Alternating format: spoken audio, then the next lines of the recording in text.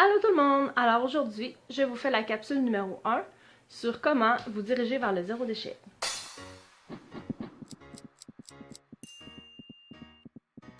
Alors, j'ai décidé de commencer à vous faire des capsules sur comment atteindre l'objectif zéro déchet, tout simplement parce qu'il y a tellement de monde autour de moi qui trouve que le zéro déchet, ça a l'air vraiment too much. Ce qu'il faut retenir du zéro déchet, c'est que c'est et ça restera toujours un processus. Parce que du jour au lendemain, on ne peut pas atteindre le zéro déchet. Il faut tranquillement pas vite changer nos habitudes. Moi, ce que je vous présente, ça va être des petites capsules qui vous disent étape par étape qu'est-ce que vous pouvez faire pour réduire graduellement vos déchets. Puis on commence avec l'astuce numéro 1. L'astuce numéro 1, il y a des bonnes chances que vous l'ayez déjà adoptée en 2017, mais ça reste le principal. Les sacs de plastique.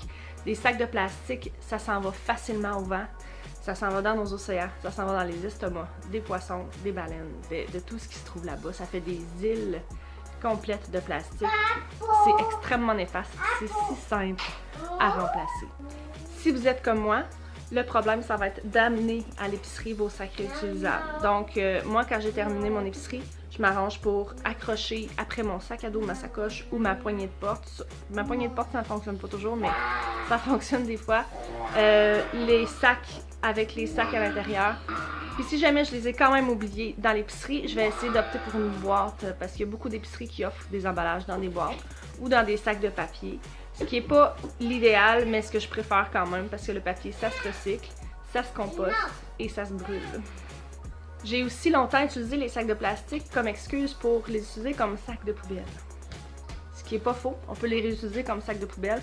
Je le fais encore des fois quand ça m'arrive, parce que ça m'arrive quand même, je suis pas parfaite, d'avoir des sacs de plastique. Par contre, il ne faut pas oublier que sur le marché, il y a des sacs de poubelle compostables qui sont beaucoup moins dommageables. On peut aussi opter directement pour le gros sac de poubelle, parce qu'au final, on met nos petits sacs dans nos gros sacs. Donc, si on peut réduire la quantité de petits sacs à mettre dans les gros sacs, ça réduit quand même une couche de décomposition qu'il y a à faire sur des centaines et des milliers d'années. Faut pas oublier non plus que si vous continuez votre chemin vers le zéro déchet, vos sacs de plastique pour les poubelles, vous en aurez plus besoin. L'astuce numéro 2, qui est un dérivé du sac de plastique pour emballer l'épicerie, c'est ceci. Parce qu'on a beau faire tous les efforts possibles pour avoir des beaux sacs réutilisables, si on emballe tous nos fruits et légumes dans des petits sacs de plastique, qu'après ça, qu'on serre fort, puis qu'on arrive à la maison, qu'on fait juste les déchirer, puis les mettre à la poubelle, on n'est pas plus avancé. Ces petits sacs ici que vous trouvez, on peut les trouver au Dollarama. Je suis pas du genre à vouloir encourager nécessairement le Dollarama, mais pour ça, ça vaut la peine une seule fois. C'est, vous voyez là, c'est là-dedans qu'on peut laver les soutiens-gorge. On voit au travers, ça respire. Les caissières, ils en ont rien à foutre. Enfin, honnêtement, j'ai jamais eu de commentaires par rapport à ça. Si jamais vous en avez pas, vous pouvez aussi juste mettre vos choses direct dans le panier. On s'entend, on va les laver de toute façon. Il y a des gens qui ont taponné ça dans l'épicerie. Puis ça va être plus plate pour le pactage. Puis si vous avez peur de les oublier, c'est pas compliqué. Dans vos sacs réutilisables. Aussi simple que ça. Troisième astuce qui est tellement importante. La bouteille d'eau. Si vous achetez encore des bouteilles d'eau de plastique, je vous en supplie, arrêtez-moi ça. Ayez-en une à portée de main. Puis au pire, ayez-en une dans votre voiture vide que vous pouvez remplir si jamais vous partez en voyage, vous l'avez oublié votre bouteille, vous pouvez la remplir au dépanneur au lieu d'arrêter puis de vous acheter une bouteille. Pourquoi? C'est tellement une dépense. Là. Si vous voulez économiser votre argent, c'est tellement la pire chose à faire de vous acheter quelque chose que vous avez gratuitement en ouvrant le robinet, sans compter la bouteille qui est de la pollution. C'est un one-shot deal. On l'utilise, on la jette. Ça aussi, ça se ramasse dans les océans, dans les dépotoirs.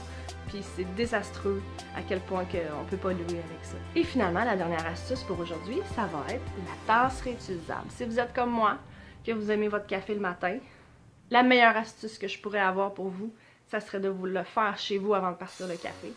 Avant de partir pour le travail, de vous faire votre café.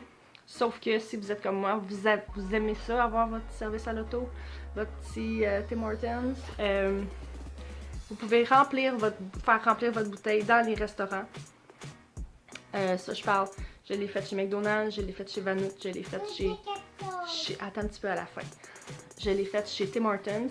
Dépendamment de la personne qu'on pogne, on va peut-être avoir quelqu'un qui va prendre un verre, qui va le vider dans notre verre, dans notre tasse, puis l'acheter aux poubelles. Sauf que ça arrive que non. Puis si vous rentrez à l'intérieur, ils vont le faire direct dedans. Puis vous n'êtes pas obligé non plus d'acheter la brand. Moi j'ai acheté, on le voit pas, on voit-tu? J'ai acheté une tasse Tim Hortons en me disant, une tasse Tim Hortons, ils vont pouvoir... c'est une grandeur, je pensais que c'était un grand café, donc ils vont me le faire directement dedans, sauf que non, ça change absolument rien. Vous pouvez prendre une que vous avez déjà. Vous pouvez en prendre une usagée, c'est comme vous voulez, sauf que juste ça, ça va changer. C'est parce que les tasses, ils sont pas en matière recyclable, ni parfaitement décompostable à cause qu'il y a de la cire à l'intérieur. Donc voilà, c'est les 4 petites astuces pour aujourd'hui, juste pour commencer le zéro déchet. C'est pas grand chose, mais c'est le premier petit pas que vous pouvez faire vers la réduction des déchets de votre famille. Donc on se retrouve la semaine prochaine pour une future capsule sur le zéro déchet. Pourquoi on veut éliminer nos déchets? Parce que ça fait disparaître les animaux. Ben oui. Fait que bye bye, à la prochaine!